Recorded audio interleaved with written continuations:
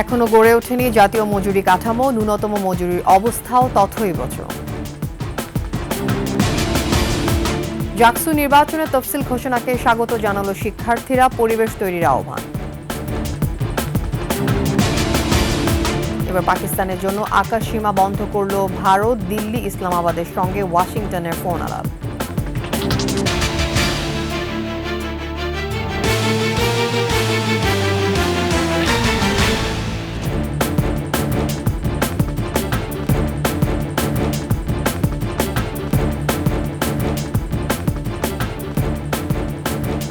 শুনছিলেন সংবাদ শিরোনাম, আমন্ত্রণ ২১ সংবাদে। আপনাদের সাথে থাকছে আমি তাসনিমা ফিফা। দর্শক, ২১ টেলিভিশনের সংবাদ একই সাথে সরাসরি দেখতে পাবেন আমাদের ফেসবুক পেজ www.facebook.com/2124 অনলাইনে। এছাড়া সাবস্ক্রাইব করতে পারেন www.youtube.com/21 এই চ্যানেলে। যুগের পর যুগ পেরিয়ে গেলেও দেশে এখনও সুনির্দিষ্ট জাতীয় মজুরি কাঠামো গড়ে ওঠেনি। ৪ শতাধিক শিল্প খাতের মধ্যে মাত্র ৪২টি খাতে ন্যূনতম মজুরি নির্ধারণ করা আছে, যার অধিকাংশই আবার হালনাগাদ নয়। ফলে মালিকের ইচ্ছাতেই মজুরি নির্ধারিত হওয়ায় ন্যায্য প্রাপ্য থেকে বঞ্চিত হচ্ছেন শ্রমিকরা। অন্যদিকে দেশের প্রধান রপ্তানিমুখী শিল্প পোশাক খাতেও প্রতিযোগী দেশগুলোর মধ্যে সবচেয়ে কম মজুরি পান বাংলাদেশের শ্রমিকরা। আরও জানাচ্ছেন সঞ্জয় অধিকারী। আমি সকাল 10টা থেকে 8টা পর্যন্ত কাজ করি। বাসায় আব্বু আম্মু 2টা ছোট বোন আছে। বেতন পাই ৮,০০০ টাকা আর রোজ ১০০ টাকা। এটাই যেন দেশের অপ্রাতিষ্ঠানিক শিল্প খাতের শ্রমিকদের জীবনের চিত্র। সকাল থেকে রাত পর্যন্ত নির্ধারিত কর্মঘণ্টার চেয়েও বেশি কাজ করতে হয়, অথচ সেই অনুপাতে মেলে না মজুরি। তাই সংসার জীবনের ঘানি টানতে হিমশিম খেতে হয় এই সব শ্রমজীবীদের। এই জায়গায় 500 পরে, 600 পরে, 700 পরে, 800 পরে কাম বই যায়, আবার কোনো দিন 200 হয় না। যে লেবার শ্রমিকরা অনেকেই শোচনীয় অবস্থার মধ্যে, তাদের আয়ের উৎস কম, অনেকে খেতে পারে, অনেকে খেতে পারে না, অনেকে কাজ করে, অনেকে কাজ পায় না। নারী শ্রমিকদের বঞ্চনার মাত্রা যেন আরও একটু বেশি। পুরুষের সমান কাজ করেও তাদের চেয়ে কম মজুরি পান নারীরা। তাই সরকারের প্রতি ক্ষোভ প্রকাশ করতেও দ্বিধাহীন তারা। 500 দিয়ে এখন কেমনে দিন চলে, এইভাবে দিন নিয়ে যায়, কষ্ট হইল চলি। এরা তো আর সরকার দিব না, না বসাইলে আমি কি করবো, চলতে তো হইব। ছোট বড় মিলিয়ে দেশে 400-রও বেশি শিল্প খাত রয়েছে, অথচ নেই কোনো জাতীয় মজুরি কাঠামো। ডজন খানেক শিল্পে ন্যূনতম মজুরি হালনাগাদ থাকলেও অধিকাংশ ক্ষেত্রেই বঞ্চিত হচ্ছেন শ্রমিকেরা। 90% তার চেয়ে বেশি মানুষ, শ্রমজীবী মানুষ, তারা কিন্তু মজুরি কত দাবি করবে এটা তারা জানে না। এমনকি মালিক সেও জানে না যে আসলে কত দিলে ভালো। সরকারের যে সমস্ত তথ্যপত্র আছে এবং শ্রমিকদের যে জীবন জামান, এটাকে যাচাই বাছাই করে নিম্নতম মজুরি বোর্ড যেন নিজেই একটা প্রস্তাব করে যে একটা সেক্টরে মজুরি কত হওয়া উচিত। দেশের প্রধান রপ্তানিমুখী শিল্প পোশাক খাতের শ্রমিকদের মজুরি ও জীবনমান নিয়েও রয়েছে বিস্তর অভিযোগ। ২৮০০ থেকে ৩০০০ ক্যালোরি একজন শ্রমিকের খাবারের জন্য প্রয়োজন। সেই ক্যালোরি কিনতে গেলে এই টাকা কিন্তু তার অর্ধেকের চেয়েও কম। শ্রম আইন অনুযায়ী যদি শ্রমিকের যে অধিকারগুলো আছে সেগুলো যদি সঠিকভাবে প্রয়োগ হতো বা বাস্তবায়ন হতো বা শ্রমিকরা পাইতো, তাও কিন্তু শ্রমিকদের জীবনমান উন্নয়ন হতো। মালিক সবসময় তার লাভ খুঁজে নিতে চায়, এই কারণেই শ্রমিকদের মজুরি কম দেয়। ২০২৪ সালে বাংলাদেশ ৩৮ বিলিয়ন মার্কিন ডলারেরও বেশি মূল্যের তৈরি পোশাক রপ্তানি করেছে, অথচ প্রতিযোগী দেশগুলোর মধ্যে এ খাতে সবচেয়ে কম মজুরি পান বাংলাদেশের শ্রমিকেরা। যেখানে ভারতের পোশাক শ্রমিকরা মাসে মজুরি পান $246, সেখানে বাংলাদেশে মাত্র $113। পাকিস্তানেও বাংলাদেশের চেয়ে বেশি মজুরি পান $115। মালিকরা তো শ্রমিকদের চাইতে বেশি শক্তিশালী, তাদের টাকা আছে, তাদের ক্ষমতা আছে এবং তারা সরকারের সাথে মিলে তারা কাজ করে। গত 40 বছর ধরেই আমাদের এই দাবিগুলো একের পর এক আমরা করে আসছি, কিন্তু কোনো সরকারই আমাদের কোনো কথা কর্ণপাত করছে না। প্রাতিষ্ঠানিক বা অপ্রাতিষ্ঠানিক সব ক্ষেত্রেই মালিক শ্রেণীর শোষণ আর বঞ্চনার শিকার হতে হয় শ্রমিকদের। যাদের শ্রমে ঘামে প্রতিনিয়ত বিকশিত হচ্ছে সভ্যতা, তাদের জীবনেই মিলছে না আলোর দেখা। হাড় ভাঙা খাটুনির পরও বেশিরভাগ ক্ষেত্রেই ন্যায্য মজুরিটুকু পান না তারা। তারপরও সুদিনের স্বপ্ন দেখেন এইসব শ্রমজীবী মানুষেরা। সঞ্জয় অধিকারী, ২১ টেলিভিশন, ঢাকা। প্রতি বছর মে দিবস এলে শুরু হয় শ্রমিকদের ন্যায্য অধিকার আদায়ের তোড়জোড়। বিভিন্ন খাতে শ্রমিক নেতাদের সরব উপস্থিতি দেখা গেলেও চা শ্রমিকদের ভাগ্য যেন বরাবরই উপেক্ষিত। দেশের অর্থনীতিতে সম্ভাবনার নতুন দুয়ার খুলে দেওয়া এই খাতের শ্রমিকদের জীবনমান এখনও দারিদ্র্য, বঞ্চনা ও অবহেলার ছায়ায় থাকা। যাদের পরিশ্রমে সতেজতা ছড়ায়, চা সচল হয় দেশের অর্থনীতি, তাদের জীবনই অবর্ণনীয় কষ্টে আবদ্ধ। বিপুল চক্রবর্তীর তথ্য ছবিতে ডেস্ক রিপোর্ট। চল চম্পা চল পায়দল পায়দল এক নম্বর বাগানে পাতা তোলা কামরে। দেশ স্বাধীনের ৫৪ বছর পার হলেও চা শ্রমিকদের ইতিহাস প্রায় ২৫০ বছরের বেশি। মৌলভীবাজারে ৯৩টি চা বাগানে প্রায় ৮০ থেকে ৯০ হাজার শ্রমিক কাজ করেন, যেখানে উৎপাদিত হচ্ছে দেশের অন্যতম গুরুত্বপূর্ণ পানীয় চা। রোদ বৃষ্টি ঝড় ছাড়াও জীবনের ঝুঁকি নিয়ে চা পাতা তোলেন চা শ্রমিকরা।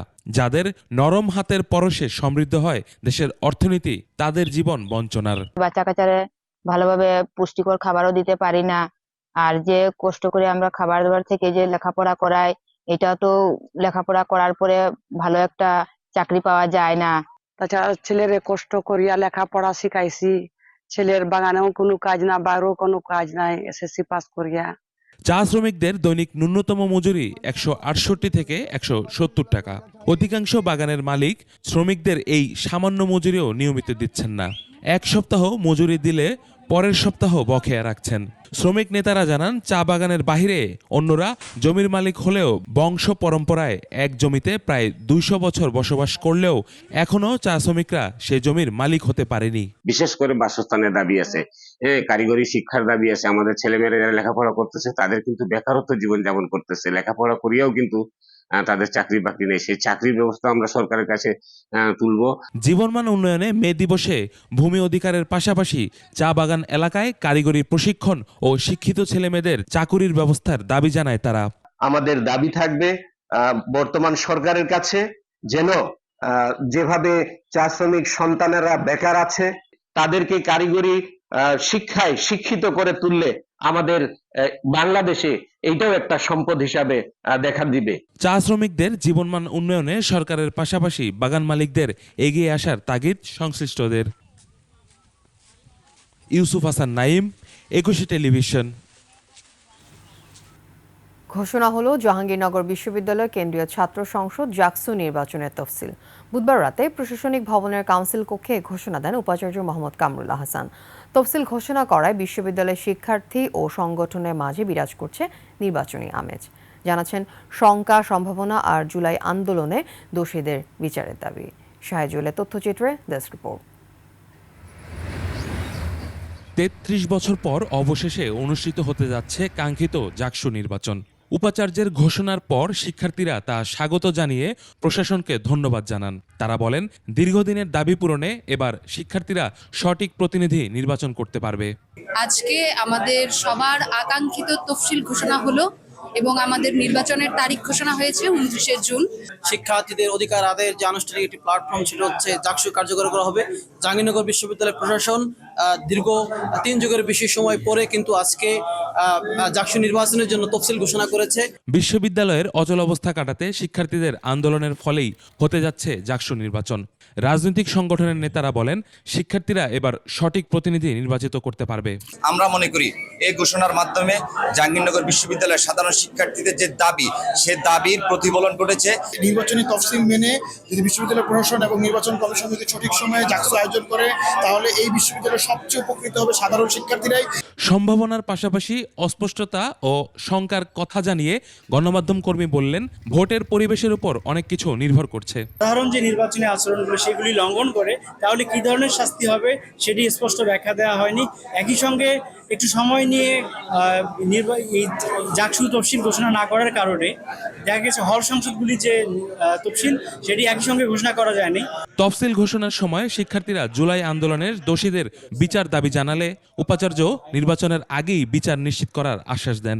তিনি আরও জানান, জাকসুর পুরনো গঠনতন্ত্র বাতিল করে সংশোধিত নতুন গঠনতন্ত্র অনুযায়ী নির্বাচন অনুষ্ঠিত হবে। যেহেতু গঠনতন্ত্র আমরা সংশোধিত গঠনতন্ত্রটি চূড়ান্ত করেছি আমাদের সিন্ডিকেট সভায়, সেই জন্য পুরনো যে গঠনতন্ত্র সেটা বাতিল বলে গণ্য হলো একই সঙ্গে সেই গঠনতন্ত্রের আলোকে যে নির্বাচন কমিশন গঠন করা হলো, সেই নির্বাচন কমিশনটিও আমরা আসলে বাতিল ঘোষণা করেছি। 1992 সালের পর 31 জুলাই হতে যাচ্ছে 10ম জাকসু নির্বাচন।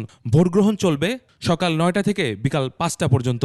12 মে খসড়া ভোটের তালিকা প্রকাশ করবে নির্বাচন কমিশন। পর্যায়ক্রমে আচরণবিধি, মনোনয়ন, যাচাই বাছাই ও অন্যান্য প্রক্রিয়া সম্পন্ন করে ভোটের দিন হবে ফল প্রকাশ।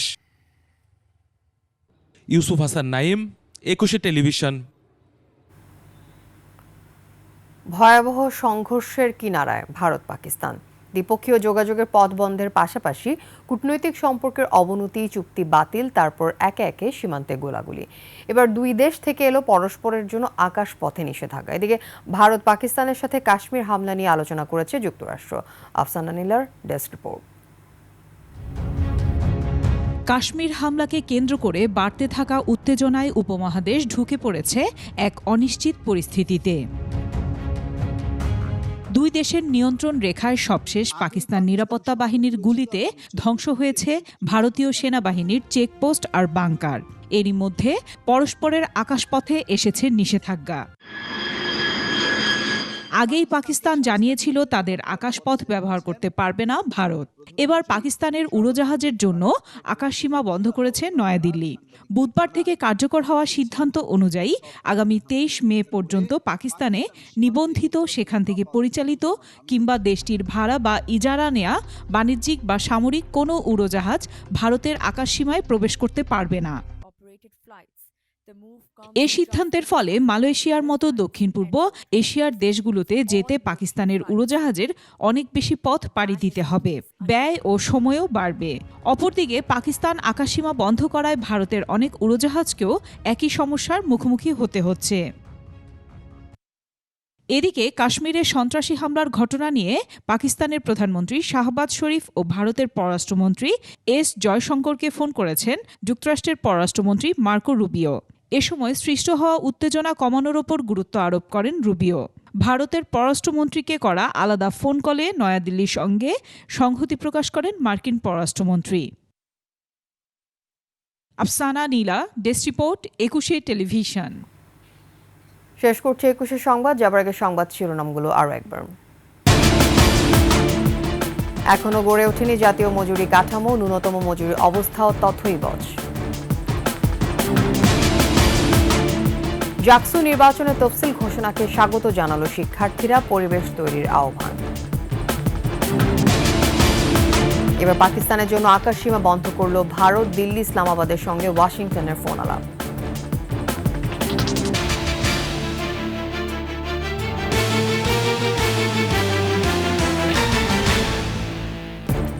সর্বশেষ খবর জানতে ডায়াল করুন 2021 নম্বরে, ভিজিট করুন 21-tv.com এই ওয়েবসাইটে। এছাড়া ফেসবুকে লগ ইন করতে পারেন www.facebook.com/2124 অনলাইনে। এছাড়া সাবস্ক্রাইব করতে পারেন www.youtube.com/21tv এই চ্যানেলে। এতক্ষণ সাথে থাকার জন্য ধন্যবাদ। আমাদের পরবর্তী সংবাদ দুপুর 2টায় দেখার মতো রইল। 21-এর সাথেই থাকুন।